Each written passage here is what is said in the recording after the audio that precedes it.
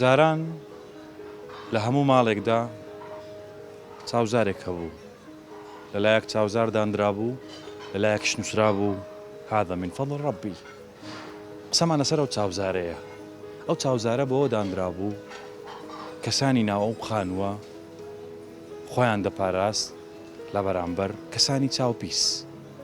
لەوەتی ئینسان هەیە باز دەکرێت کە کەسی چاوپیس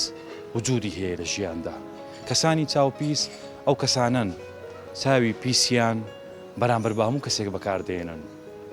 خۆشەویستان سڵاوتان لێبێت لە پرۆگرامی مایکی دیمەنی ئەم جارە بە چاوزارێکەوە دەست پێ دەکەین و قسە لەسەر کەسانی چاوپیس دەکەین. لەو بارەیەوە گفتوگۆ دەکەین لەگەڵ هاوڵاتیانی خۆشەویست و دەپرسین ئایا بڕواتان بە چاوپیسی هەیە؟ چۆن خۆتان دەپارێزن لە بەرامبەر کەسانی چاوپیس؟ لەگەڵمان بن.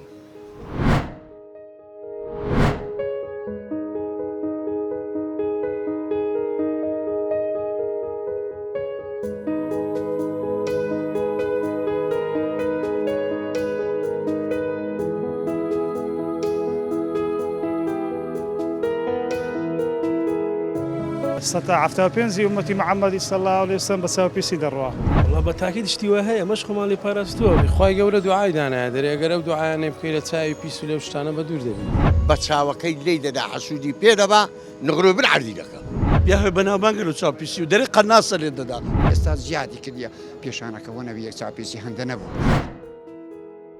بڕوات بە چاوپیسی هەیە؟ ناوەڵڵاهی باشە دەڵێن چاوپیسی هەیە و زۆر کەسیش بە چاوپیسی زەرەرمەند بووە. واللهی باسی شتەکەم بەس خۆی گەورە فەرموویە ئەگەر مەسن هەموو دنیا بیوە زرارت پێ بگەینێ ئەگەر من نەمەوێتن ئەوە تاکید ئەو زرارت پێ ناگە ئەگەر هەموو دنیاش بیوە قازنازت پێ بگەینێ ئەگەر من نەمەوێ پێت ناگاتن. قەت باسی ئەویان بۆ نەگردی کە کەسێکی چاوپیس بۆ نمونە لە فرانە گەڕک هەیە یاخود لە فلانە ماڵ کەسێکیان هەیە چاوی زۆر پیسە خەڵک خۆی لێ دەپارێزێت. والله بە تاکید شتی وە هەیە مەش خۆمان لێ پاراستووە بەس هەروەکو گوتم یعنی زۆر جوڕوامان پێ نییە. بەڵام دەڵێن هەیە ینی شەرعیش باز دەکات ینی دینیش باز دەکات کە هەیە. دەبی بگەڕێنە بۆ ئاەتێک کە خوای گەورە دەفەرموێتن کە ئەگەر من نەمەوێت زرارت پێ بگەینمەوە بە تاکید کەس ناتوانێت زرارت پێ بگەینێتن. چۆن خۆت دەپارێزی لە کەسانی چاوپیس؟ بەخوا خوا ئاەت هەیە سوورەت هەیە بۆ مناڵێ ئەو سوورەتانە بخوێنە یان ئاەتول کورسی هەیە بخوێنە لەو شتانەیە دەتپارێزیتن. پرسیارێکی تر بکەم قەت بەدەستی کەسانی چاوپیس زەرەرمەند بووی؟ من یەک بە خۆم نەخێر دەوروبەرم هەیە مەسەڵەن باز دەکات بەس مەرج نییە ڕاستیش بێتن. کەسی چاوپیس دەناسی؟ بەخوای باسەکەن بەزیانی هەر بڕوان پێ نیانە. پرۆگرامەکەمان لەسەر کەسانی چاوپیسە. بڕواتان بە چاوپیسی هەیە؟ بەڵێ چاوپیسی هەیە. بڕوات پێ هەیە؟ بەڵێ بەڵێ. قسەیەک تێ لەسەر ئەو کەسانەی کە چاوپیسن. وڵات قسەیەکمێ بەس خوا هیدایەتیان دەد چاوپیسی لە دین باس کرایە سەتا هەفتە و پێنجی ئومەتی محەممەدی صلی الله علیه وسلم بە چاوپیسی دەڕوا. بڕوات پێ هەیە؟ بەڵێ بەڵێ. زۆر باشە. باشە قەت بەدەستی کەسانی چاوپیس زەرەرمەند بووی؟ بەڵێ بەخۆم لە سەفرەی بیمە برادەرەکەم لەگەدا بووە چووتە لای دووسێ برادەر شتێک تەقدیم کردینە. هایتەوە گوتی ئەو جەماعەتە گوتیانە ئەم سیارە زۆر جوانە گوتیە مش گوتما زۆر جوانە لەسەر خیاسی خۆی مایە گەیشتنەوەکن مزگەفتی زێلخای تووشی عادیسەی بوو. بەڵێ تاوی ئەوە چ چاوچ پێ بۆ پرێمسی خوا هیدایەتی بدا بەخۆی بە جێرەی دین دەبی ئەو کەسانەی چاویان پیسە بگیرێن. ئارێ وەڵا هەتایی. چارەسەری چاوپیسی چییە؟ چارەسەرێک هەیە بۆ کەسانی کە چاوپیس ئەوانەی کە چاویان پیساگەی شتە شیادی دەی ماشەڵای بکەن ماشەڵای ناکەن. ئەو ماشەڵای کە نایکەن هۆکارن لە بۆ ئەوەی کە چاویان پیس بیت و زەرەر بە کەسی بەرامبەر. بەڵێ بەڵێ تۆ هەموو کەسێک عەسادەتی هەیە برەی کەسنیتی هەیتی بەس هەیە ئەوها پیسە عەزی لێ خەڵک زەرەری پێ بگا. باشە جەنابەت چۆن خۆت دەپارێزی لە کەسانی چاوپیس؟ وەڵی ئەوە هەیە سێ سوورەتی گسکە هەیە لەگە ئاەتول کورسی هێوارە کە دەرمی بیخوێنە لەگە بەیانیان کە دێ دەرێ. کەسی چاوپیس دەناسی؟ برادەری خۆمە بەس ناتوانم ناوەکەی بڵێ. باشە لەو کامێرایەوە بۆ کەسانی کە چاویان پیسە چ پەیامەکتەیە؟ وەڵی پێیان خوا هیدایەتیان بدە هەر ئەوەندا. ئینشاءڵڵا خوا هیدایەتیان دەدا. جەنابەت ئەگەر بێ عەفوم کە هەمان پرسیار لە جەنابەت دەکەم بڕوات بە کەسانی چاوپیس؟ تەبعاً خوای گەورە شتێکی باس کردی و بڕوامان پێ نییە. جار زەرمەند بووی بەدەست کەسانی چاوپیسەوە والله هەتا ئێستا کەشتیوان لە لای من یعنی دروست نەبوو بەڵام هەبوو دیتیتم بە چای خۆم کەسەکەت دیتیە بەڵێ ئێستا لە ژیاندا نەماوە مردووە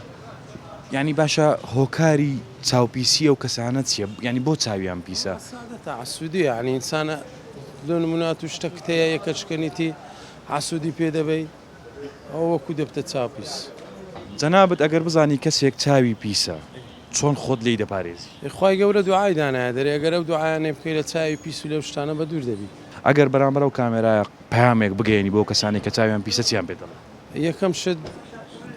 خی گەورە هیدایەتیان بدا دووەمیش کاتێک شتەشی جوان دەبینی ماشەڵای لۆ بکە لەبەرەوەی کە دەرەی ماشا ئەڵڵا یعنی خی گەورە مەخلوقاتەکان و هەموو شتەکانی زۆر بە جوانی دروست کردیا یعنی یەکەم شت پاک و بێگەردی لۆ خی گەورە دومیش ئەو شخصە دەپارێزرێ لە چاوپیسی بڕوات بە کەسانی چاوپیسەیە نەخیر لەبەرەوەی کابرای خراپن زەرمەندی عالەمەکەنە لێ کە بڕوایم پێیان نییە بڕوات بە حاڵەتەکە هەیە بە چاوپیسی نا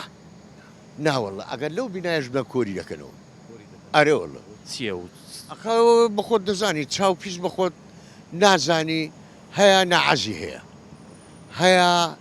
یعنی وەرحاصل زەفەری پێنابە بەدەستی بە چاوەکەی لی دەدا حەسوودی پێدەبا نغرۆ بن عەردی دەکە بۆ چاوپیسی هەوکەم بەسەرەی کرمازەتی خۆمان ئەهلی قەدیم هەیە بەحسی دەکات دەرێت تەرەکەچی لەو گۆڕێ ڕاگرا تقریبا 200 بەردەی گچکەلەکە خۆدانێ حەبەر دەکەی بەردەچا پێ دەکەوی چاو حەسوودی چاوپیسش ئەوە جارێک 2 3 لی دەدا ینی هیچ عیلاجی نییە هەر دەبی لێ بدا تافروتولی دەکە ئەرێوە قەت زەرمەندی کەسانی چاوپیس بووی بەخوای ئەمن ناسم لەبەر ئەوەی خۆ لە ناو چوانیان نەنووسرایە هەتە برێم ئەوە چاوپیس بەڵام باز دەکەن بۆ نمونە زۆر جار لە ناو خۆمان ینی کورداواریش باز دەکات دەرەوە زەلامە چاوی زۆر پیسیان ئەو ژنە چاوی دیارە تەجروبەچی هەیە لەسەر تەجروبەچی هەیە قەت باسی ئەو جۆرە کەسانیان لە بۆ کردی کردیتیان بەرام بچم لێ نەدیتینە ئەو لەوانەیە دیدبی باشە چۆن خۆت دەپارێزی لە کەسانی چاوپیس ئەو جا ئەمن پێت برێم ئاەتی قورآن هەیە کە لە ماری خۆت دێ دەری تێدەگەی یعنی ئاەتەکەی بخینە ئەوە دی لێ بزانی ئەتوو خوا مەحفوظت دەکا سترت دەکا لەو ناوایی ئەو جە لۆ کاسبی دەڕۆی لۆ ئیشت کە دەچی کارەکەت هەیە لە بازاڕی دائیمەن ئەو ئاەتەی بخینە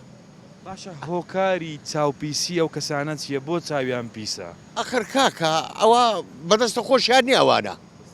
بەدەستە خۆیان نیە برێن بەدەستە خۆیان بی چۆن بەدەستە خۆیان بەدەستە خۆیان نییە ینی کە برێن وەڵای حەسوودی بۆی نا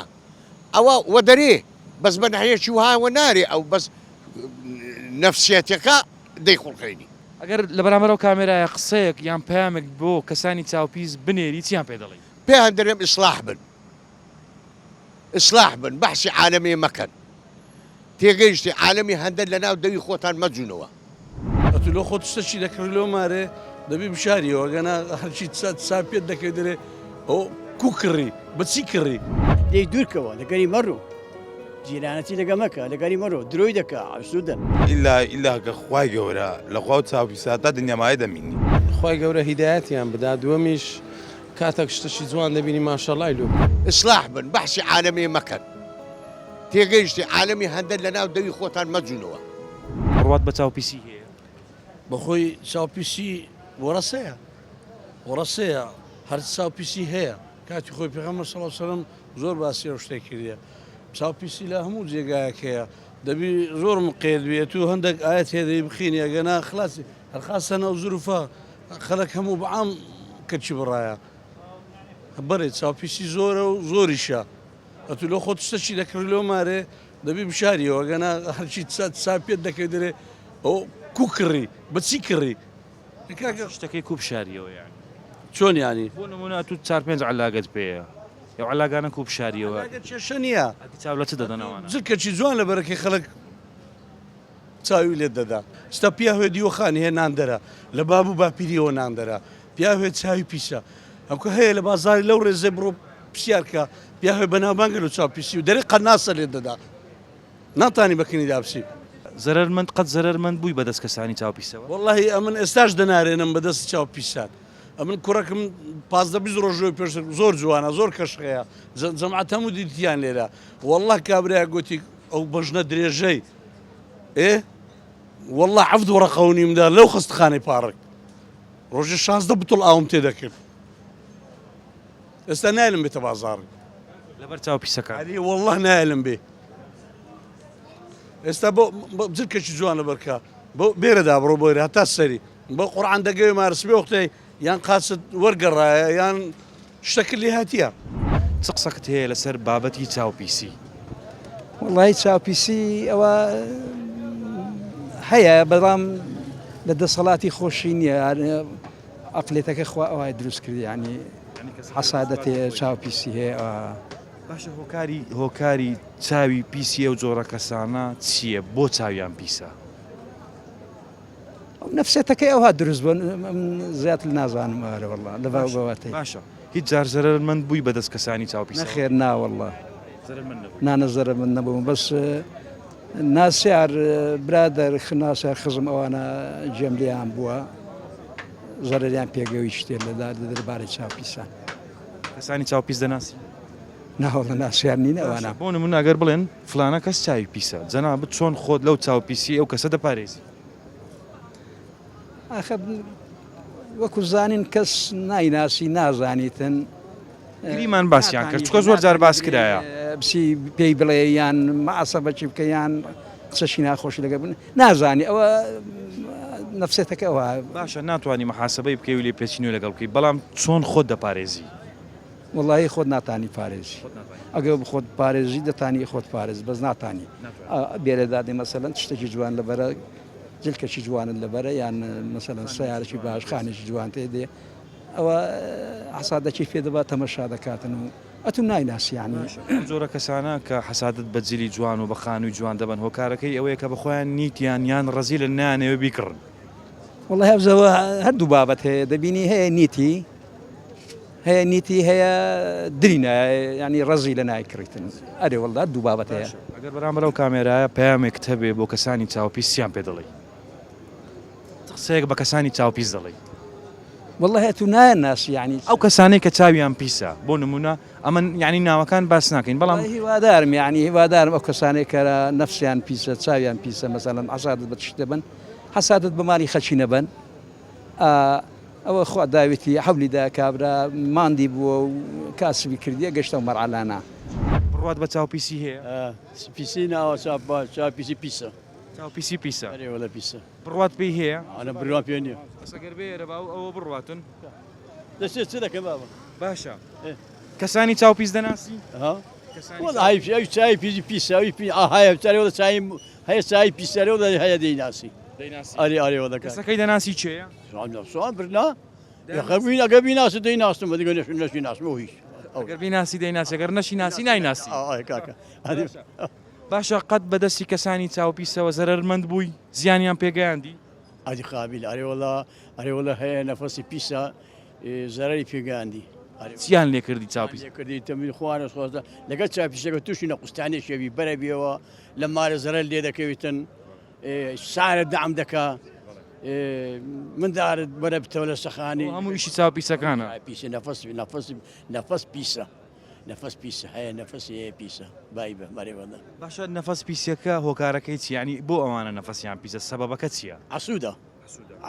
ئەو شتێکە تو هەیتت ئەو نیتی ئەو هۆکارەکە هەر کەسە عسوود بوو ئیمانش نابە هەر کەسە عسوود بی خنەعاتی نەبی ئیمانش نابە درۆژ دەکە بوختانیش دەکە هەرچی ئەوانە بە بوختان و ئەوەی بکە هەنایی پیسە دری پیسە دەکەی پیسە بسەلا ئەسوبێنە تشتەکەت هەیە ئاسوودت پێ دەبە ئەو کردێ دونیەوە نانەو بخۆ ئەو ڕەوەرچی لە هاتیە نارێ خوا دایتێ ئەو جگە بە غەزەبی دایتێ ئەگە بە بەرەکەتی دایتێ قەت جێت لەو جۆرە قسانە بۆ دوێنێ نان نەبوو بابی ئاری قابلی ژێنم ئەمە منداری ئەوڕە نینەوە قابلە باشە چۆن خۆت دەپارێزی لە کەسانی چاوپیس خۆ دەپادەی پارێزی بکەیت پارێزی بکەیت پارێزی بزانەوە کابرا چای پیسە لێزانمە کابرا چای پیسە دەکشەمەوە دێ لێ دوورە ئادێ لێ دوورکەوە شانەوە حەلی مۆزوعەکەی دەکات ئەتکۆ ئایکوارێ وڵە لێ دوورەکەوە سەراوەتی لێدا سەراوەت لێسە لێدا ئەوانە چاوپیسەکان هەندێکیان چاویان لێزەر ئەگەر دووریش بکەوی و هەر تەسیرت لێ دەکات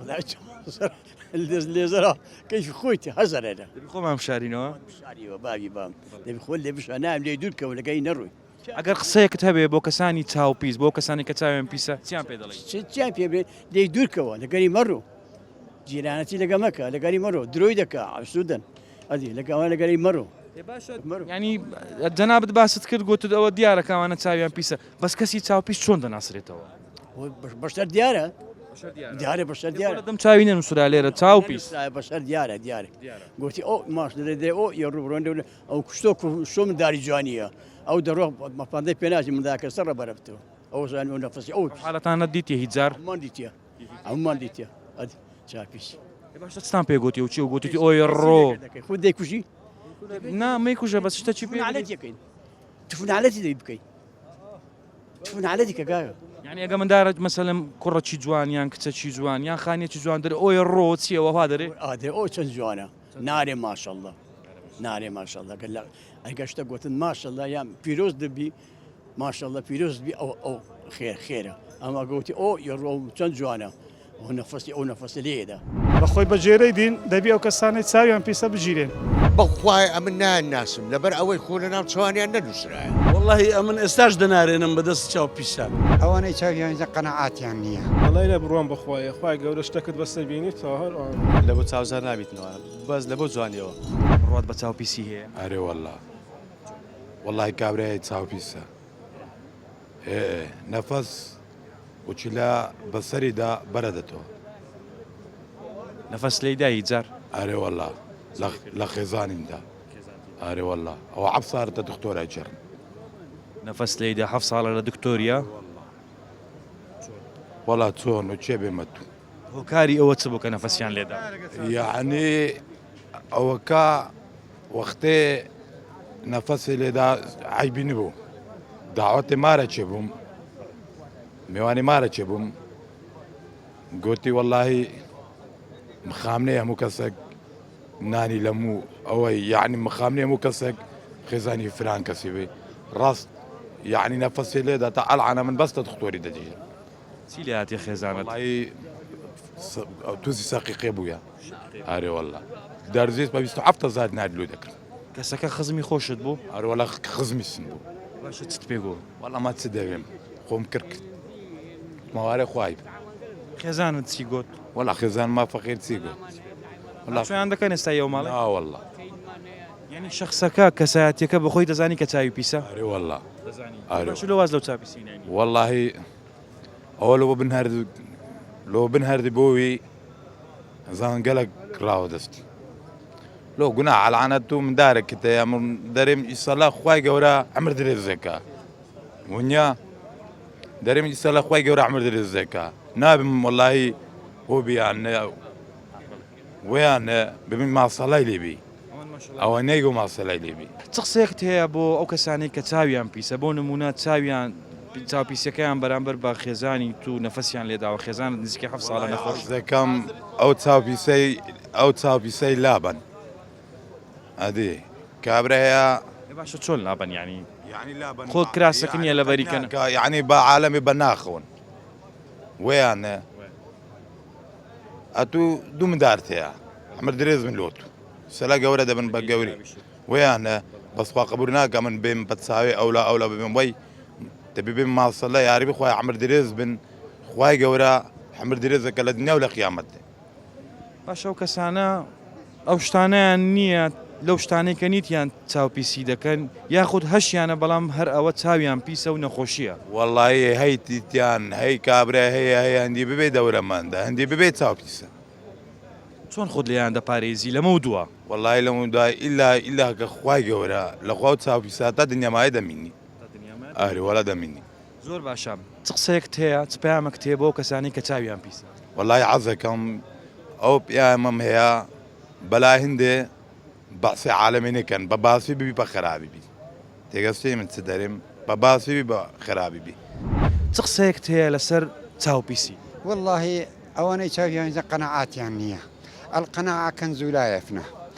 أكثر أهل الجنة هم الفقراء. دورة من كان زور تشاوبيسن 1 ديناري لبابي چنۆکن یان چاوپیس نوكن وتشاويشان بيسا تير نابن قناعات يعني القناعة كنز لا يفنى. من كان رزقه على الله فلا يحزن. تێدەگەی ئێستا ئەمن قناعاتم ڕزق لە دەستی خوایە و پێویست ناکات دڵتەنگ بی. نخير من كان رزقه على الله فلا يحزن. رزقكم في السماء وأنتم لا تعلمون. فزاداني أجر همو دنيا إيمن بي يعني من هر وشي من دورة من ذكر وشي من عند أخوة يعني صدقاتي درز دكا هەر لێ غڕفەی دەنووتن. هل هي غرفة ديني يك زميناني دخو ممكن السكري شيء زختي من كبابي دخو بين آخري کەبابی دەخۆیێت و ڕبی عافێتە دەبێ ئەو لەوانێ نەتوانی کەبابی بخۆ. نتواني نخوشي سكري زخت خفت هيت هر أجاي لمارو من داري شينيا هر شيء هيت بينا ما يعرف لا دورة من ذكي. جاران بە حکمی ئەوەی کە جەنابەت تەمەنێکت هەیە ئیشاءالله تەمەن درێژ دەبی و موفق دەبی لە دنیا و لە قیامەت جاران کەسانی چاوپیس چۆن دەناسرانەوە. بيسك ديار بو لدورو شاي بيز بو يعني حتى نبي يعقوب بقرخاني جو وتشون اوان دي وتشي سفيان دي توا قلت يا ابن اذا دخلتم في فادخلوا في ابواب متفرقه لبروينا بتشابيس حيني ابو زماني انبياء پیغمبر كان يعقوب اگر هرش عسكري له غرفه بتبانا جوري خركه بتاي دبردن تيدغي بلام اگر هر يشي له غرفه ني عند زاني وهم برانا چاپيسي زور داسي استاذ زيادي كديا بيشانا كونه بي چاپيسي هند نبو سعادت نبو باشە ئێستا چاوپیسی بۆ زیادی کردووە. قناعات نییە کاچی من حەچەند دەورە مندی هەر دەرێ بابی هەرتێکە قەنع تێر نابیتن و هەرچەندە ئەگە نائەت ما تدري نفس ماذا تكسب غدا وما تدري نفس بأي أرض تموت. خمي آلاف السنين هي نازني السبعين تذكي لا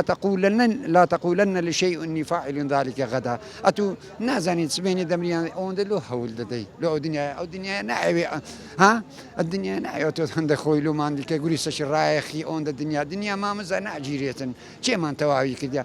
أين الأنبياء پیغمبر كان شيان لها الدورة من كان شيان لها وما تقدموا لأنفسكم من خير تجدوه عند الله بس تقدمنا كتب كم جسمي نفسي فقيرة. خەمی ئالافی سنینی هەیە بەتەمایە و ئالافە سنینە بژی. نا والله هزارها کەس نەگەیشت کابرای گوتی پینە دۆ چوەکەم پینە دۆزی گوتی پێراوەکەم لە چاکەوە بەشوی 2 ساری بکە لە پێی نەکرد مرد چۆ ئەمارێ مرد گوتی بەشوی 2 ساری بکە ها نازانم ئەوە إذا جاء أجلهم لا يستقدمون ساعة ولا يستأخرون ساعة. القناعة زور شرط له إنسان. ماما جان لو تمني كهتا قد دوتساري زرر مندي بوي برامبر بكساني تاوبيس. أري والله إساك عندك دم بغزيني لبر أو قيتك مارم هي دوق سجد زانم يعني دوق سيباشتر بزانم لوي عسودين بيدبا صار بروجيشم هي استفادهشم ليدك بلام دي ماركيني وبدمي. بروات بتاوبيسي هي. بقرآن عسى بشر هي تاي بيسا هي تاي بيزنيو بروات ببابتك هي. لا والله لا بروان بخواي قول اشتكت بس بيني طاهر. يا باشا طبعا خوا قل لن يسبنا إلا ما كتب الله لنا ولا جاي زانيو حتمية بلام لكم القادة لدير زمانه ولوتي إنسان هي كساني تاو بيسي تدايا. طبعا تدا هي تاو بيسي تدايا أري والله عصب نفسك يا قبل هي نفس نزمة نفس بيدا بات النوت بيدا بايش دبي رولا خوايك. داوي لأخويك كأو نفس لسنة مني تنوت ساعة ولا سنة مني. هيت زار دوتساري كساني تاو بيس بوي. بخمنا والله. هو هتاي. زرر من نبوي. لا لأخوي بس. دي دورو برد. لا لأخوي بس يعني زور باش. كساني تاو بيس دناسي. لا والله كساني ناس. باشا قريمان أجر كسيك تاو بيس بو كوملقا دورو برد زيران دراوسيكان برادر باسي كرقوتيو كسات تاو بيسا شون خود ليدا باريزي. خمنا دور دا كمو. بس لك السلامة كيلي بكم تاكل سوني أجانانية. درن ليزرة. إي والله أقام شو أنا ما شون خود لو ليزري دور دكبيو. والله بلم تون خمنا دور كمو. إذا قبروا الأخوة بكمو داوي لي بكم أخوة حقيمي لي بكاتو. إن شاء الله أخوة حقي همو عندك كاتوا برامبرو كاميرا أجر بيامك تبي بوكساني تاو بيس سيام بيدلي. بقرآن سيام بيدلي منازل وازل تاو بيس كي بينو. أرونده. السرطان دمي ببرسم بروات بتاو بيسي هي نخير هي بخوي تسابيسي هي بس هيز باور بويني مثلا او شينانا كزوم مشتري داويش تاع دكاتن دبو تسابيسي مثلا دي بكاردي يا بس يو تاو زارانا دكاتن لە بۆ چاوزار پێوە دەکاتن زۆر گوناح بەخۆیەوە لە بۆ چاوزار نابیتنەوە بەس لە بۆ جوانیەوە دەبێتە یانی شلک پیاکردن ئەگەر لە بۆ چاوزار مەسەن دەبێت بە ماڵەوە دەکەی ئەوە نابێتنە بۆ چاوزار ئەمن وەکو خۆم لە سەرەتای بەرنامەکەەوە ئاماژەم بۆ کرد جاران لە زۆربەی ماڵەکان لە خانووەکان چاوزارێک بە دیوارەکەەوە بوو لەلایەک نووسرا بوو هذا من فضل ڕبی لەلایەک شەو چاوزارەی پێوە بوو ئینسان ینی لەوەتەی هەیە ئەتیقادی بە هەندە جۆرە بابەت هەیە ڕەنگە لە ڕووی دینەوە بۆ نمونە شەرعیش نەبی ئەو بابەتانە بەڵام وەکو ئینسان وەکو ئەتیقادەکەی وایە بڕات بە چاوپیسی نییە چاپیسی بەڵێ هەیە بەڵام بڕات پێین زۆریشە باشە ئەوانەی کە دێنە ئەو دوکانە ئەو ئەکسسواراتانە دەکڕن بە تایبەت ئەوانەی کە چاوزار پێت دەڵێن بۆچی دەیکڕن وڵی هەیە مەسەرەن دێتن لە بۆ ئەو دەباتن هازینێ و مەسەن لە بۆ ئەوەی ئەباتن زیینە هەشە دێتن دەڵێت لە بۆ چاوزار باشە مەسەرەن بینەمان دێ بەس من خۆم یان پیا دەڵێم کە لە بۆ چاوزار هیچ ڕاز نییەوانە زۆرش گوناح لە بۆ چاوزار بە خانی وە دەکەی مەسەرەن بە دەرگاوشتیاو دەکەی لە بۆ چاوزاری بێ گوناحەوە بەڵێ عفوم کە بەڵێ ئەوە شرک پیاکردنە تەبانە دەگە و بێ لە بۆ چاوزار پێوەکەی دەبیتە شرک پیاکردن ئینسان هەموو ینی وەکو ئینسان هەمومان دەزانین کە خوا لە سەروی هەموو بڕیارەکانەوەی لە سەروی هەموو شتەکانەوەیە خوا ئەگەر لێ نەگەڕێ کەس ناتوانێت زەفرت پێ باو چاوی پیس و سحرت لێبدا بەڵام لە ئەساسدا لەوەتی بەشریەتی ئەو جۆرە بابەتانە ئەسڵ ئەساسی هەیە ینی ئەوە دەبی بڕوامان پێبی شەرعیش باز دەکاتن دەمەوێت بزانم ئەو کەسێک کە دێتە ئێرە بە تایبەت باز دەکا کە بۆ چاوزار و نەفەس دەیبە وڵی هەیە زۆر باز دەکات هەشە باز ناکە دەبێت لە بۆ جوان دەباتن زیینە و تا هەشە باز دەکە دەبێت مەسەرەن یان خەسوم چای پیسا زۆر باز دەکە ئەو شێ خەسم چای پیسە هەیە دەڵێ ینی خەسووەکە چاوی پیسە زیرامە چای پیسە دەڵێ مەسەرەن هیچ کەیفی نایە بەمتنەوە لە بۆ چاوزاری باتن بەس من خۆم عنی ئەتوان بێ مەسەرەن لە بۆ چاوزار ئەوەی مە بە گوناح لە بۆ چاوزار شریکە ئەوەی گە کۆتی خەسوم چاوی پیسە ینی خەسووەکە چای ئەوەندە پیسە لە زاوای خۆی دەدا وڵا ئەو زەبە خۆی دەزانێەوە نازانمە من دیارە شریتەوەیە هەموو کەسانەی لەو پرۆگرامەدا قسەیان کرد سەبارەت بە چاوپیسی وتیان کەسەکان بە تەواوەتی ناناسرێن لەبەرەوەی لێرەیان نەنووسراوە چاوپیس بەڵام بۆ دیاریشن دەزاندرێ کە چێ چاوی پیسە هاوڵاتیەکی بەڕێز باسی لەوە کردوتی چاوپیس ئەگەر چاو لەو باڵەخانەیە بدات تەختی دەکات ئەگەر چاو لە خانوویەک بدات هەتا بنی ئەرز دەیبات ئەگەر چاو لە سارەیەک بدات سیارەکە یەکسەر وەردەگەڕێت بۆ باسی ئەوەشیان کرد وتیان بۆ خۆپاراستنی ئینسان لە کەسانی چاوپیس چەندین ئاەت هەیە لە قورئانی پیرۆزدا هاتووە پێویستە ئینسان هەموو کاتێک بیخوێنێ تاوەکو دوور بێت لە کەسانی چاوپیس ئەوەی ماوەتەوە لە پرۆگرامی مانچی دیمەن بە پێویستی دەزانم کە بیڵێم چاوی پیستان بەرامبەر بە برای موسڵمان و بە دراوسێ و بە هاوڕێکانتان لە پایچی چاوی پیستان لە ماڵی خەڵک و لە سەروەت و موڵکی خەڵک لە پایچی چاوی پیستان لە جوانی و کەشخەیی خەڵک لە پایچی تکایە واز لە چاوی پیس بێنن لێگەڕێن با خەڵک بە ئازادی بشین ئەمنە زۆر ئیبراهیمم پرۆگرامی مانچی دیمەنی ئەم جارەم پێشکەش کردن خدا بە دوورمان بێخی لە کەسانی چاوپیس خداحافیز